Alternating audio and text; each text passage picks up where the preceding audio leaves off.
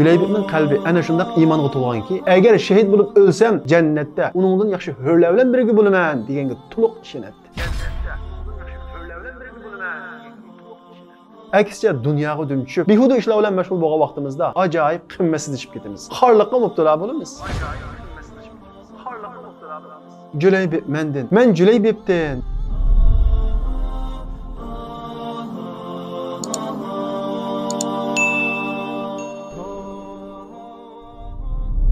Biz bugün qalbi iymonga to'lgan, qalbi go'zal, hayotidagi eng cho'ng orzusini Alloh yo'lidagi jihadga tegishgan buyuk fidokor sahoba Juleybib bilan tanishib chiqamiz.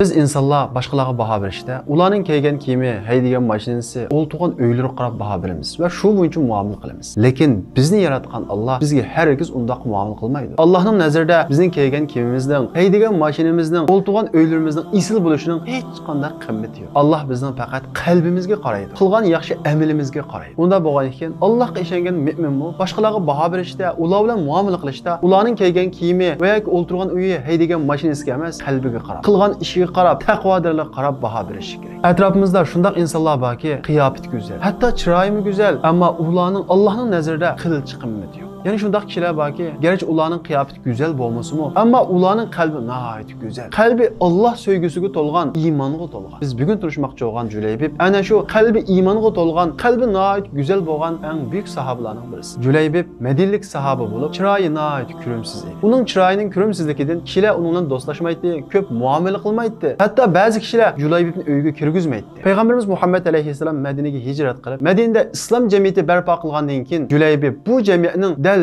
o'zi izlayotgan jamiyat ekanligini tunib yetadi. Chunki payg'ambarimiz Muhammad alayhisalom barpo qilgan jamiyatda na boylik bilan, na kimni noch kelgan nochilik bilan, na uy isil odam uyning nochilik bilan faxr qila oladigan, ko'z qila oladigan jamiyat edi. Payg'ambarimiz Muhammad alayhisalom qurgan jamiyatda bir odam Allohga bo'lgan taqvodorligi, Allohga bo'lgan iymoni va iymoniga bo'lgan sodiqligi bilan ustun bo'la oladi. Mana bu jamiyat dal Juleybib izlagan jamiyat edi. Juleybib islom haqida anglagandan keyin u jamiyatda faqat o'rin tepish uchunla emas, u dinning haqiqat ekanligiga qalbi to'liq qanoat qilib islomga kirdi. Islomga kirgandan keyin kishilar ko'rishdimi, namoz qiladigan, uni ko'zi yiroq mangadigan bu ko'rimsiz yigit payg'ambarimiz Muhammad alayhisalomning yenidan ayrilmaydigan doimlik hamrohiga aylangan edi. Juleybib o'zining bu o'ringa, bu sharafga erishishini o'ylab boqmagan edi. Juleybibning chiroyi ko'rimsiz bo'lsa-mu, lekin mijozi nihoyat yaxshi edi, chiqishqoq edi. Juleybib islom kirishdan ilgari islom kirmagan kishilar tarafidan shu darajada kamsitilganki, u musulmon bo'lgandan keyin payg'ambarimiz Muhammad alayhisalomning qishig'iga kelib, "Ey Rasululloh, bir odamning chiroyining ko'rimsiz bo'lganligi u odamni jannatga kirishni to'sib qo'yamdi?" deb so'raydi. Payg'ambarimiz Muhammad alayhisalom, "Ey Juleybib, Alloh taolo sening qalbingga qaraydi, sening ko'rinishingga, qiyofatingga qaramaydi" deydi. Alloh unda qaragan ekan, bir mu'minmi shu ko'z bilan qarash kerak. Ko'zidagi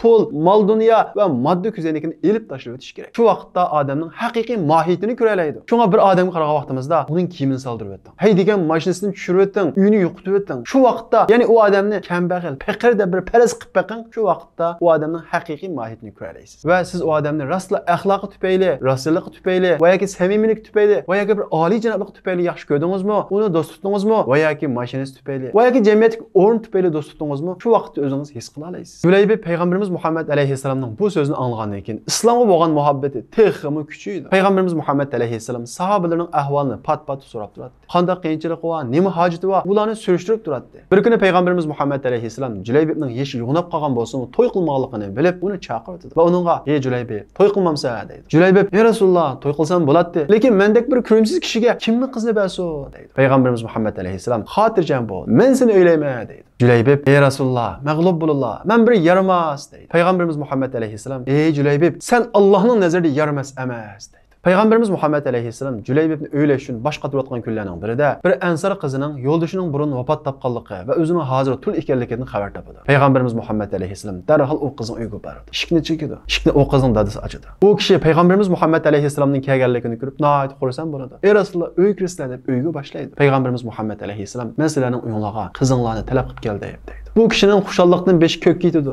"Ey Rasululloh, nihoyat xush xabardan birini elib keliblar. Qizimizni sizlarga berish biz uchun bir sharaf" deydi. Payg'ambarimiz Muhammad alayhisalom "Qizinglarni o'zim uchun emas, Juleybib uchun talab qilib keldim" deydi. Bu odam payg'ambarimiz Muhammad alayhisalomning so'zini anglab hang-tang qoladi va nima deyishni bilmay qoladi. Bir oz o'ylangandan keyin "Ey Rasululloh, men buni bir ayolimga maslahat salay" deydi. Payg'ambarimiz Muhammad alayhisalom qaytdi. Bu kishi ayoliga "Rasululloh qizimizni talab qilib kelibdi" deydi. Ayolimi "Nima degan katta ish? Qizimizni Rasululloh albatta beramiz" deydi. Yo'ldoshi "Rasululloh qizimizni o'zi uchun emas, Juleybib uchun talab qilib kepti deydi. Bu gapni anglagan ayoli hangdan qoladi. Shu Juleybibgimi? Men qizimni unga hargiz bermayman deydi. Yo'ldoshining qizni Juleybibga bergisi yo'q edi. Ayolning maslahatini olgandan keyin unda bo'lsa men payg'ambarimiz Muhammad alayhissalomga qizimizni bermaydigan bo'lganligimizni bildirib qo'yay deb mang'ili eshikdan chiqqili qopadi. Qizi ichidagi uyda onasi bilan dadasining qilgan gaplarining hammasini anglab turibotgan edi. Qizi darhol chiqib, "Dada, to'xta. Meni kim so'rab kepti?" deydi. Dadasi, "Seni Rasululloh so'rab kepti. Lekin Rasululloh o'ziga emas, Juleybib uchun so'rab kepti" deydi. Qiz ota-onasining payg'ambarimiz Muhammad alayhissalom munosib ko'rgan elchini rad qilganligidan nihoyat jiddiylashib ketdi. "Sizlar Allohning payg'ambari elchi bo'lib kelgan odamni rad qildinglarmi? Allohning elchisi payg'ambarimiz Muhammad alayhissalom menga muvofiq bo'lmagan bir kishiga elchi bo'lib kelarmi? Menga yomonlikni o'ylarmi? Jazmat qilamanki, Rasululloh menga yomonlik qilmaydi. Rasululloh munosib ko'masa, menga bir yaxshilik tarafini ko'masa, menga hargiz elchi bo'lib kelmaydi. Darhol payg'ambarimizga berib ayting, men bu to'yga qo'shilaman. Agar payg'ambarimiz munosib ko'rgan bo'lsa, men ham munosib ko'raman" deydi. Mana bu qiz Rasululloh Allohning elchisi degan bu so'zning ma'nosini bilgan qiz edi. Payg'ambarimiz Muhammad alayhissalomni haqiqiy tunigan qiz edi. Rasululloh buyurgan ba'zi ishlar bizning aqlimizga zid kelganda, xushimizga zid kelganda, mana bu qiz sahobini eslashimiz kerak. Rasululloh ajaba bizning xushimizga kelmaydigan, bizga yomon ishlarga buyurami? Asla undaq emas. Bir mu'min mana mushundaq bo'lishi kerak. Ko'rimsiz erga yotliq bo'lishini hech qanday qiz xolamaydi. Lekin bu qiz Allohning elchisi menga muvofiq ko'rgan bo'lsa, chuqum uningda bir yaxshilik bor, oqibatda bir yaxshilik bor deb uningga jazmiyat ishongan edi. Mana bu Rasulullohga bo'lgan iymon. Qizning dadasi payg'ambarimiz Muhammad alayhissalomning qishig'iga kelib, qizning ma'qulligini bildirdi. Payg'ambarimiz Muhammad alayhissalom shu hamon qo'lni egiz ko'tarib, "Ey Alloh, o qizga rahmatingni to'kkin, o qizning turmushini bayashat qilib bergin" deb Allohga duo qildi. Undan keyin payg'ambarimiz Muhammad alayhissalom Juleybibga bu xabarni yetkazdi. Juleybib o'z o'ylab boqmagan, xiyolmi qilib boqmagan bu ishning hal bo'lganligidan beshi ko'kka yetdi. Nihoyat xushal bo'ldi. Hayotidagi eng cho'ng orzusiga yetgandek bo'ldi.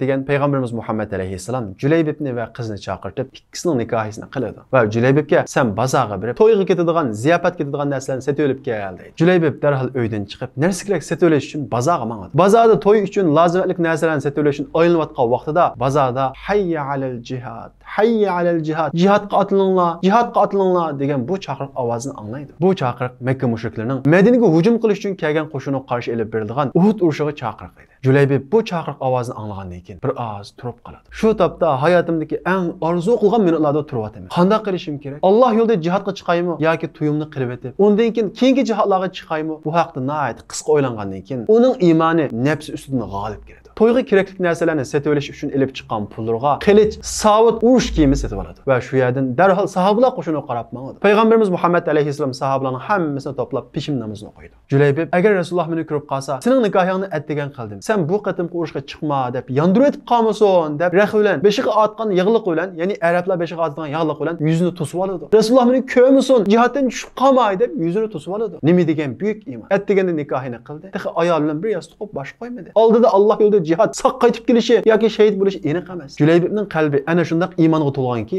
agar shahid bo'lib o'lsam, jannatda uningdan yaxshi hurlar bilan birga bo'laman deganga to'liq ishonadi. Payg'ambarimiz Muhammad alayhissalom sahobalar qo'shinini boshlab Uhudga qarab mangdi. Urush boshlandi. Nihoyat shiddatli jang bo'ldi. O'qiyotchilarning payg'ambarimiz Muhammad alayhissalomning buyrug'iga xiloflik qilishi bilan bu urushda musulmonlar nihoyat og'ir talafotga uchraydi. Urush oxirlashdi. Payg'ambarimiz Muhammad alayhissalom shahidlarning xabarini qilinglar. Kim shahid bo'libdi deydi. Sahobalarning hammasi faloni shahid bo'libdi, faloni shahid bo'libdi deb hammasini xabarini qiladi. Hamma shahidlarning xabari keladi, lekin Juleybibning xabari kelmaydi. Payg'ambarimiz Muhammad alayhissalom bu urushga Juleybibning chiqqanligini bilgan edi. Payg'ambarimiz Muhammad alayhissalom, "Yo'q, yana bir hamrohim bor, uni izlanglar" deydi. Sahobalar, "Ey Rasululloh, shahidlarning hammasi shu, boshqalar yo'q" deydi. Payg'ambarimiz Muhammad alayhissalom, "Juleybib bor. U bu urushda yuzini itib olgan, u bu urushda cho'qim bor. Uni xabarini qilinglar, uni izlanglar" deydi. Sahobalar uni izlashga boshlaydi. Oxiri Juleybibni 7 mushrikning orasida shahid bo'lganligini ko'radi. Juleybibning a'zolaridan saq yiri qolmagan edi. U 7 mushrikni o'ltirgandan keyin shahid bo'lgan edi. Sahobalar darhol payg'ambarimiz Muhammad alayhissalomning qishig'iga borib, "Ey Rasululloh, Juleybib shahid bo'libdi" deydi. Payg'ambarimiz Muhammad alayhissalom darhol uning jasadining qishig'iga keladi. Qolg'udek bo'lsa, Juleybibning jasadidan saq yiri qolmagan 7 mushrik atrofida yotgan edi. Payg'ambarimiz Muhammad alayhissalom uni ko'rib ko'z yosh qiladi va uni xuddi kichik buvoqni ko'targandek ikki qo'li bilan ko'tarib, "Juleybib mendan, men Juleybibdan, ya'ni Juleybib mening jamoatimdan, mening oilamdan o 7ni o'ltiribdi, ya'ni 7 kofirni o'ltiribdi. Juleybib mendan, men Juleybibdan" deb bu gapni takrar aytdi. Toki o'raklar qo'linib, dafn qilingan qadar payg'ambarimiz Muhammad alayhissalom Juleybibni quchqidan tushamay ko'tarib ko'rinib turadi. Madina ko'chalarida kishilarning kamsitishlarga, masxara qilishlariga uchraydigan, shundaqla yetib qo'padigan 20 bo'lmagan ko'rimsiz bir yigit o'zining iymoni va iymonning taqozosi bo'lgan amali orqali Rasulullohning qo'li uning yostiqi bo'ladigan mushundaq sharafga erishgan edi. Islom mana mushundaq ko'mirni olmosga aylantiradi. Oddiy bir odam, hatto Julaybekka o'xshash ko'rimsiz kishilar undan qochadigan bir odam payg'ambarimiz Muhammad alayhissalom men uningdan, u mendan deydigan mushundaq sharafga erishtiradi. Nurg'unlagan yaramli aqlli kishilar o'zining aqlliqligiga ishinib yoki bilimiga ishinib islom uchun xizmat qilmay o'zini behuda isrof qilmoqda. Hech qanday ilmi bo'lmagan, qobiliyati bo'lmagan sodda kishilar Allohga bo'lgan iymoni va iymonning taqozosi bo'yicha harakat qilib, amal qilib, botur, qahramon kishilarga aylanmoqda. Demak, biz iymonga yopishgan vaqtimizda, iymonning taqozosi bo'yicha harakat qilgan vaqtimizda o'zimizning asli qimmatimizni topamiz. Aksicha dunyoga dum tushib, behuda ishlar bilan mashg'ul bo'lgan vaqtimizda ajoyib qimmatsiz ishib ketamiz. Xorliqqa mubtalo bo'lamiz. Julaybibning ayoli bo'lgan ishlardan xabarsiz edi. Julaybib to'y uchun narsa kerak sotib olib chiqib ketdi deb uni kutib turadi. Payg'ambarimiz Muhammad alayhissalom uning qishig'iga kelib, bo'lgan ishlardan xabar beradi. Va yo'ldoshining, ya'ni bir yostiqqa taqib bosh qo'ymagan yo'ldoshining Alloh yo'lida shahid bo'lganligidan xabar beradi. Ayoli bu xabarni anglagandan keyin hushini yo'qotay deb qoladi. Ve höküp yığılab ketidi. Bir tarafdan Julaybibning fidokorligi iymonidan ta'sirlansa, yana bir tarafdan shahidning ayoli bo'lganligidan faxrlanadi. Payg'ambarimiz Muhammad alayhissalom uningga Allohumma subba alayhal khayra subban subba va la taj'al 'ayshaha kaddan kadda. Ey Alloh, uning yaxshiligini to'kkin, uning turmushini bayoshat qilib bergin, uni qiyinchilikda qo'ymagin deb uningga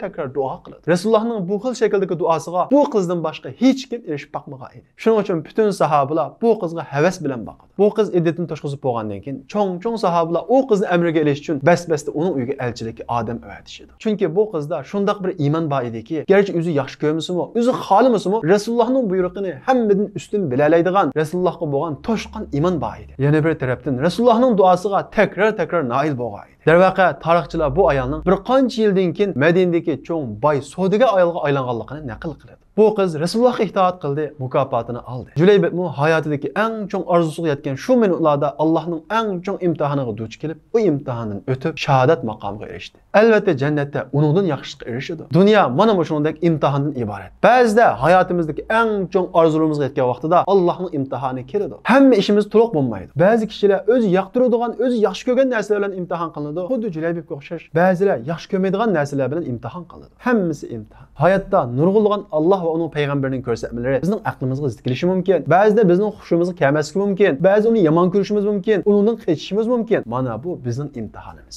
Yaxshi oqibat, jannat, abadiy hayotdagi baxtli turmush, Allohning buyrug'ini, Allohning payg'ambarini birinchi o'ringa qo'ya olganligi mansub. Alloh taolo Julaybibga rahmat qilsin. Alloh taolo bizga iymonimiz ana shunda qiyin sinoqlarga duch kelgan vaqtida iymonimizning keyindan mang'alaydigan, nafsimizning kechalaydigan, o'zimiz yaxshi ko'rgan narsalarimizni kechalaydigan iymon ato qilsin. Mana bu iymon haqiqiy iymon. O'zimiz yaxshi ko'rgan narsalarning oldiga kelgan vaqtida bulanmagan iymon soxta iymon. Iymonning rost yolg'onligi xuddi oltinning soxta yoki rostligi o'tni kuydirib ayrilganga o'xshash, mana shunda qiyin sinoqlar bilan ayriladi. Alloh taolo bizni ana shunday sinoqlarga duch kelgan vaqtimizda iymonimizni mustahkam tura oladigan, iymonimizning taqozosi bo'yicha tanlay oladigan haqiqiy rasullik ato qilsin. Alloh roziligi uchun Alloh yo'lida dunyo arzusi, dunyodagi xushallikdan voz kechadigan iymon ato qilsin.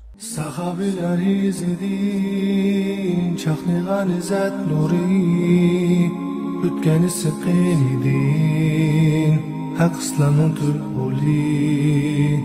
Baş egmez kafirha, şiddet bilen atseli, Hemze Halit Musettek, şir yürek oğlanları.